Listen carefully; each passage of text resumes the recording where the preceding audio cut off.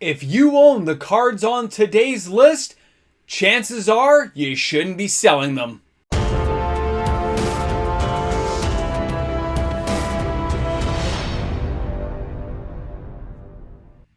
Hey guys, welcome back. July 8th of 2022 saw us get the new Double Masters 2022. We were enthralled. We were excited. We were pumped, and we deserve to be pumped. That was an amazing set filled with just epic card selections, right? Amazing cards. But it's been 30 days since that was released. Just over 30 days by the time you're seeing this video. And now, Dominaria United is coming into the picture. It's starting to a new moon is rising. We're seeing what's going to come up. The spoiler season's going to start. People are getting pumped up, wondering what's going to happen. Other people are just going out with their pitchforks saying it's going to be a horrible set. They don't care. They hate the increased prices, and I can understand that. But there is that time, that period. When a set first gets released, a lot of players will dump cards into the market. They will dump these cards out because it's a great time to sell them off to LGSs, get good trade-in value. People are trying to get play sets of cards. But now it's been the 30 days. It'll be 60 days by the time Dominaria comes around. And in between this period of time, some of these cards are now cards you want to hold. You don't want to sell them. These are cards to hold on to because the value will slowly start to increase in these cards as the supply becomes constricted. Now, yes, Double Masters 2022 is going to be out there for a while, okay? But people are not buying premium packs each and every day. There is the rush when a set comes out, and then the market calms down. We get off the excitement, they show us the new hype train, and we move along to the next exciting thing. It's not like the reserve list that's just always there. When new sets like this come out, we get excited, and then we calm down. And that calm will bring down the prices of some cards, but it will bring up others. Other cards are going to start going up. Those are the cards you're going to want to hold on to, the cards I'm going to show you on the list today.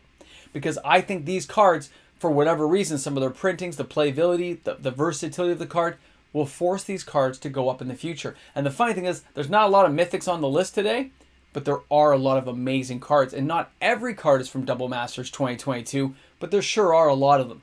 So let's go ahead and take a look at the list. We're starting things off with Kamigawa and Neon Dynasty. Now the player base really accepted this set. It was well received. The whole cyberpunk thing did get pulled off very well. One of the epic cards we're talking about is the Wandering Emperor. This card will see play in other formats as it rotates out. It's very popular right now and is played in a lot of decks. The value of the card right now being around the $26 to $27 mark US. It's around $33, $34 here in Canada. This card is going to see continued playability, just like Teferi, Hero of Dominaria, stuff like that. The Time Raveler Teferi, it's going to have some playtime. It's going to be a good card. The fact you can flash it in, it can protect itself, it gives little tokens and bonuses.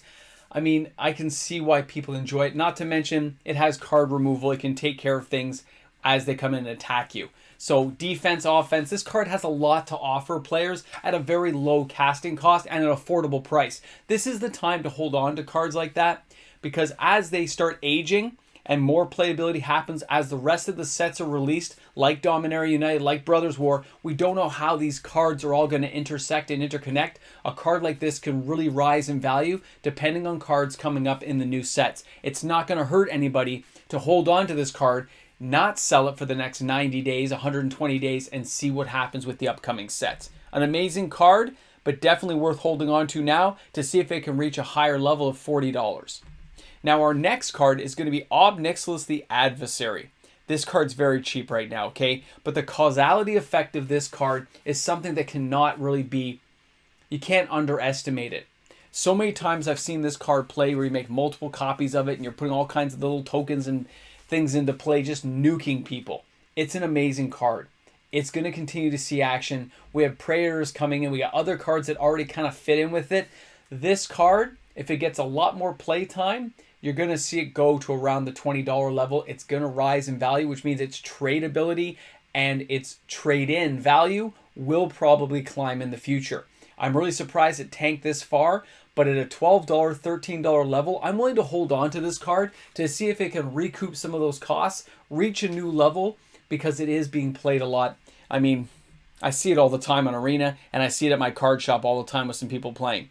Now, our next card is going to be the Allosaurus Shepherd. It has not been printed a lot. Yes, it's had a little tiny reprint going right now, but Wizards had to bring this price down. But now that it's happened, you know this is the influx of stock for the next couple of years. There might be some stray packs now opened here or there, but this card is not going to get reprinted now for probably 24 months. It's not coming around again. It's not going to come in Modern Horizons 3, which means in 2025, I guess, would be our next chance at like a Double Masters series. 2024. And that means it might get reprinted then. They might bring it around depending on how the market absorbs these costs. When you look at its previous high, it makes sense to hold on to this card and let it continue to rise in value. And if you have a foil copy, good on you. If you have an original version of the card, even better. This card is amazing. The fact, the spell can't be countered, your green spells can't be countered, means it's an auto-include in basically every green deck that plays in Commander. So everyone's going to be wanting one, and they'll always want one. Unless they come up with a better card, which probably is not likely. This is like one of those cards that's going to be like, yeah, this is like the Soul Ring for green. It's going to be there all the time, every time. All right, our next card, Imperial Seal. Now, when you look at this card, it's been falling in price. Fantastic for those people trying to get into it. But ask yourself, what is the floor of a card like this? How low can it go? This one here, again, has been open. I've seen some people get a whole, one or two inside of a box or a collector box. But at the same time, I've seen whole boxes go by with nothing. This is not the best tutor. This is just another tutor to add to a deck. So ask yourselves this. Is it going to find a home in people's decks? Are they going to add it in and they're going to play with it? Yes, they are.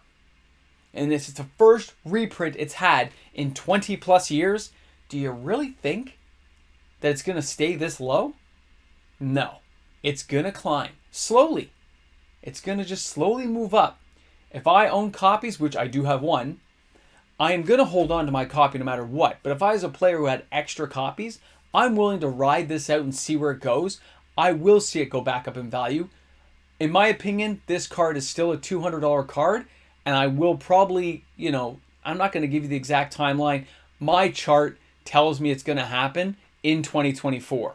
But who knows when things start getting, I start looking at other things, cards like this tend to go up because there's no more supply coming into the market. Players start absorbing what's available, and the price rises. But I'm seeing 2024 hitting that level, but it could be sooner. Time will tell for sure. A lot of players are using it already. Now our next card is Damnation. This card I can't believe is this cheap. I mean, even the alternate artwork on it, it's just amazing.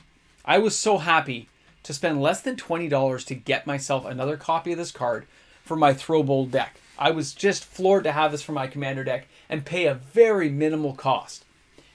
It probably shouldn't be this low. It probably won't be this low because I doubt it's getting reprinted in the near future. This is a card they're going to give a break. They're going to let some value tie back in, which means if you have copies of this card, hold on to it for another 12 to 24 months. You're probably going to recoup the double value on it, which means you'll make a nice tidy profit. Enough said about this card. It's amazing. Every player I know who plays black plays with this inside to keep those board wipes going. Commander's got to have it. All right, our next card, Seat of the Empire. Now, I've been tracking this card for a while. It is an interesting card. The fact that all these lands, and I didn't put Otawara on, I didn't put Taknuma in this case, because the prices are kind of where they're at and they haven't moved much. But Seat of the Empire is starting to trend just like a few cents higher. There's a few people showing an interest.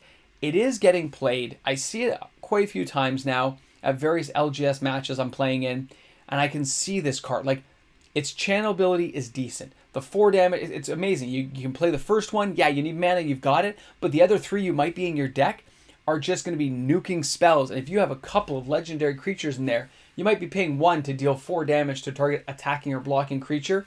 This can be a show-stopping, game-changing card to have in your deck. For $3-4, really?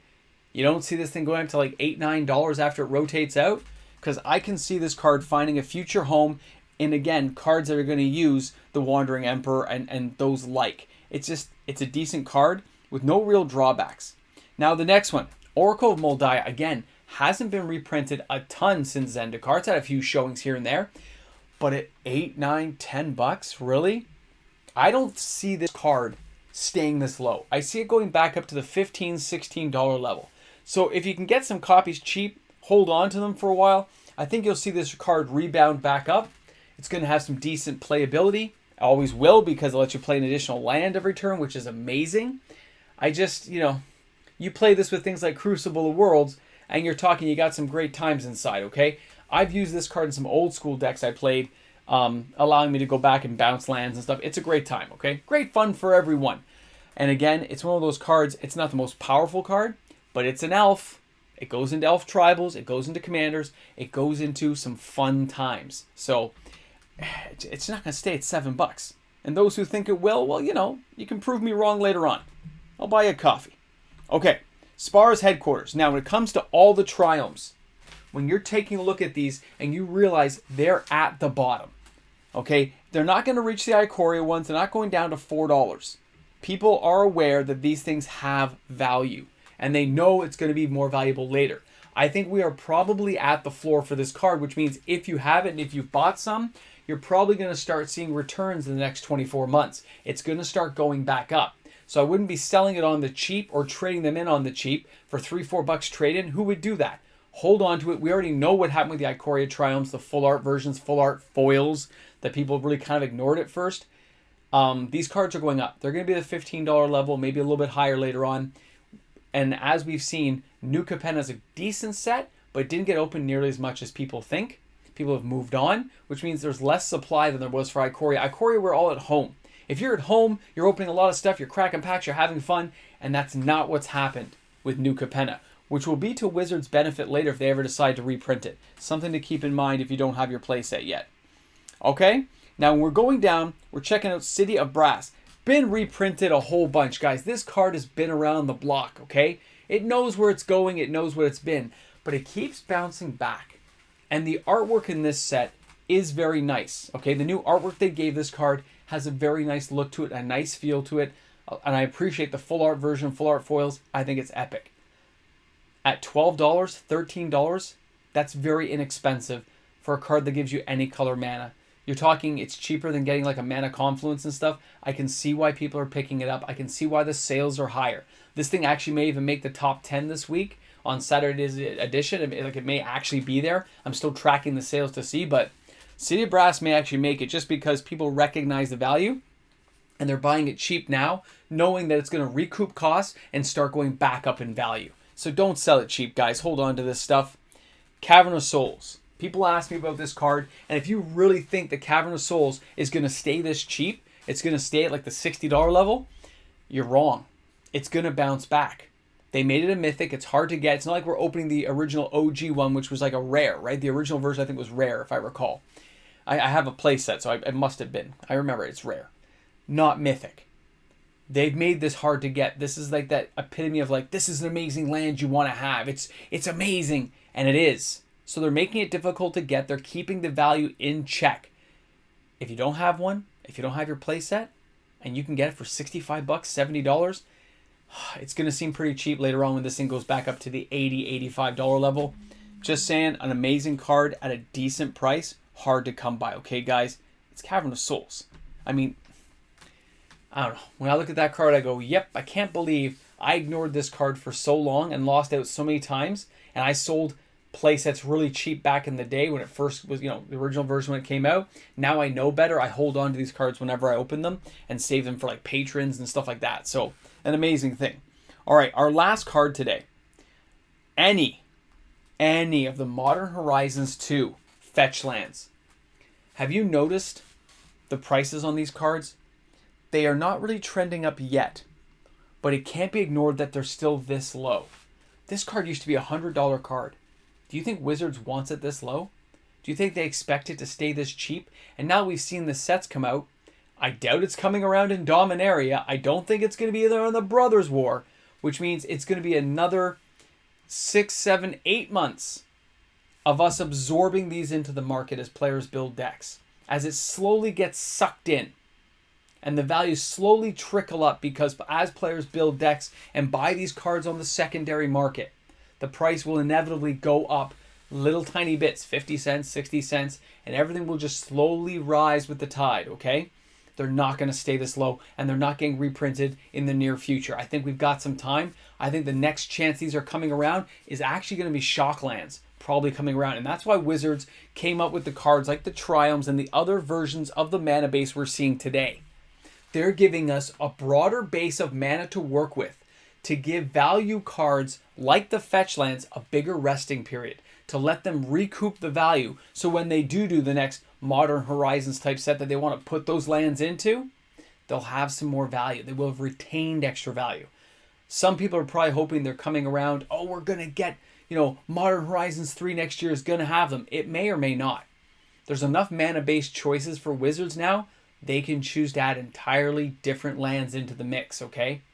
When they're giving us Modern Horizons 3, they gave us like Yavimaya, Cradle of Growth, right? To go with Urborg, Tomb of Yawgmoth. There might just be one of those type of lands being added, another of the color variants, a blue one, a red one, whatever. They could add a different color in to make it more appealing as a mana-based card. They may create a couple of cards just to give the Fetchlands a rest to let the value go up. So if you have those cards, let the value rise.